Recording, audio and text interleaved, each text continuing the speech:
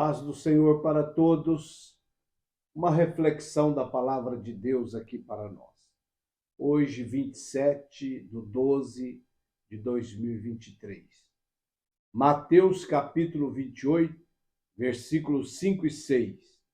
Mas o anjo, dirigindo-se às mulheres, disse: Não temais, porque sei que buscais Jesus, que foi crucificado. Ele não está aqui. Ressuscitou, como tinha dito. Louvado, glorificado é o nome do nosso Senhor e Salvador, Jesus Cristo ressuscitado. Ele morreu e ressuscitou o terceiro dia. E o motivo de nos alegrar, cultuar, glorificar, exaltar, ter alegria, para bater no peito e dizer que eu sou um cidadão do céu, é porque o Senhor Jesus ressuscitou.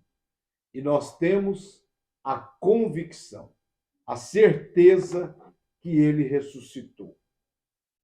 Neste texto sagrado que eu acabei de ler, nós vamos aprender que a vitória de Cristo sobre a morte foi uma realidade. Não é uma história de carochinha, não é uma história de homens, é uma história verdadeira. Jesus morreu e ressuscitou o terceiro dia. Jesus Cristo é o vencedor da morte. Todas as demais religiões do planeta são religiões de profetas mortos. São religiões de profetas que os seus restos mortais estão nos túmulos, que os seus fundadores estão mortos. Mas o cristianismo é a única religião no planeta em que o seu fundador está vivo, que é o Senhor Jesus Cristo. Ele é o fundador da igreja, do cristianismo. A ele glória e honra para todos sempre. Jesus Cristo não está mais no túmulo. Não. Ele ressuscitou o terceiro dia, após ter vencido a morte e o inferno. Jesus Cristo é a vida. É a vida eterna. Como diz o escritor Leonard Ravenhill, o diabo fez de tudo para que Jesus não fosse ao Calvário, mas ele foi. O diabo fez de tudo para que ele não morresse lá na cruz, mas ele morreu. O diabo fez de tudo para que Jesus Cristo não ressuscitasse ao terceiro dia, mas ele ressuscitou. Quando as mulheres foram no túmulo, o anjo perguntou para elas: por que buscais o vivente dentre os mortos?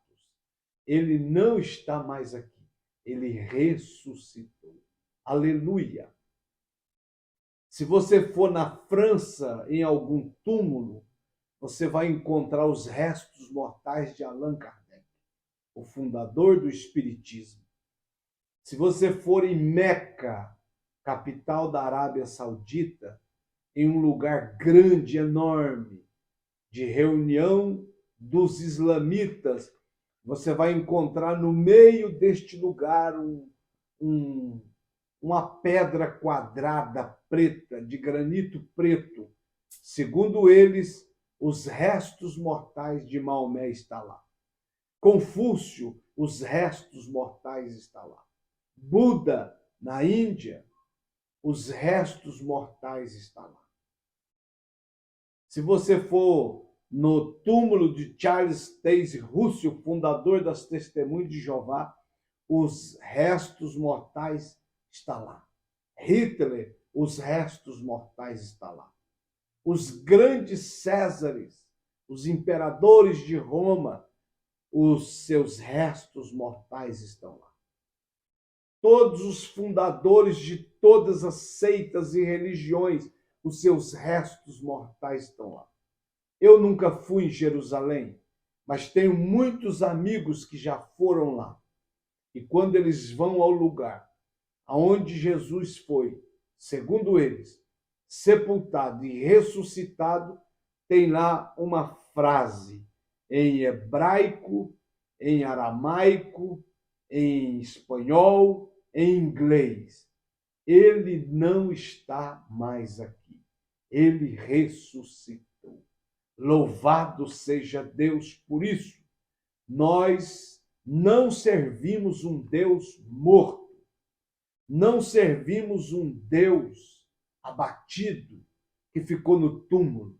Nós servimos um Deus vivo, um Deus glorioso, poderoso, que virá buscar a sua igreja, os salvos, os lavados e remidos no seu sangue.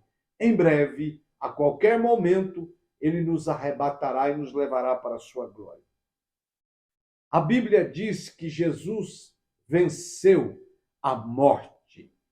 João capítulo 11, versículo 25, Jesus já havia declarado: eu sou a ressurreição e a vida. Quem crê em mim, ainda que esteja morto, viverá. Oh, louvado seja Deus! A ressurreição de Jesus Cristo apenas comprovou esta declaração que ele mesmo fez. Eu sou a ressurreição e a vida. Quem crê em mim, ainda que esteja morto, viverá ou voltará a viver. A ressurreição de Jesus Cristo é verdadeira. Ela está registrada nas Escrituras Sagradas, na Bíblia Sagrada. E eu creio cegamente na Bíblia Sagrada como a infalível, inerrante, imutável, eterna palavra de Deus. Olha, a ressurreição de Jesus Cristo é comprovada pela Bíblia Sagrada.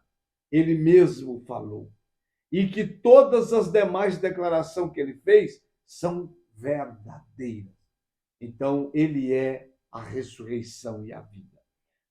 João capítulo 10, versículo 17, a Bíblia diz que o próprio Jesus, ele já havia dito na palavra: por isso o Pai me ama, porque eu dou a minha vida para a reassumir. Portanto, não foi a morte que o tragou, não foi a morte que o engoliu, não foi a morte que o venceu. A Bíblia diz que ele doou, ele entregou, ele deu a sua vida por amor de nós, para nos salvar, para nos reconciliar, para nos libertar, para nos transformar e escrever o nosso nome no livro da vida. Então, ele não entregou o seu espírito nem para a morte, nem para o diabo, nem para a terra, mas ele disse: Pai, em tuas mãos eu entrego o meu espírito, a minha vida, para a salvação de muitos. Oh, e como é bem-aventurado aquele que é resgatado, restaurado, curado, liberto, transformado pela morte e a ressurreição de Jesus Cristo. Então, ele deu a sua vida e ele tornou a reassumi-la. Ele deu a sua vida e tornou a trazê-la de volta pelo seu grande poder. Então, meus irmãos, portanto, não foi a morte que matou Jesus, foi ele mesmo que doou a vida por nós, e ao terceiro dia ele a reassumiu novamente. 1 Coríntios, capítulo 15, versículo 3 e 4, declara abertamente. Atos, capítulo 2, versículo 24, a Bíblia diz que ele rompeu com os grilhões da morte, porquanto não era possível fosse ele retido por ela. Era impossível a morte reter o autor da vida. Ele rompeu com os grilhões do inferno. É por isso que Mateus 16, 18, ele diz: as portas do inferno não prevalecerão contra a minha igreja. As portas do inferno não conseguiu detê-lo, impedi-lo de romper com a morte e reassumir a sua vida. Bendito, glorioso seja o nome de Jesus. Atos 2, 24. A morte não pôde detê-lo. A morte não pôde preservá-lo lá, porque Atos 3,15 diz que ele é o autor da vida. Oh, glória! João 5,26, a Bíblia diz: porque assim como o Pai tem vida em si mesmo, também concedeu ao Filho ter vida em si mesmo. Aleluia! A Bíblia diz que a Trindade tem vida em si mesmo.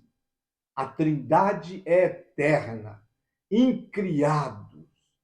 De eternidade a eternidade é Deus. Louvado seja o Senhor. Então, o nosso Jesus venceu a morte. A vida, com seu representante Jesus, venceu a morte. Jesus também venceu a morte e o inferno. É o que eu acabei de falar, Mateus 16, 18, ele mesmo gritou, bradou: as portas do inferno não prevalecerão contra a minha igreja.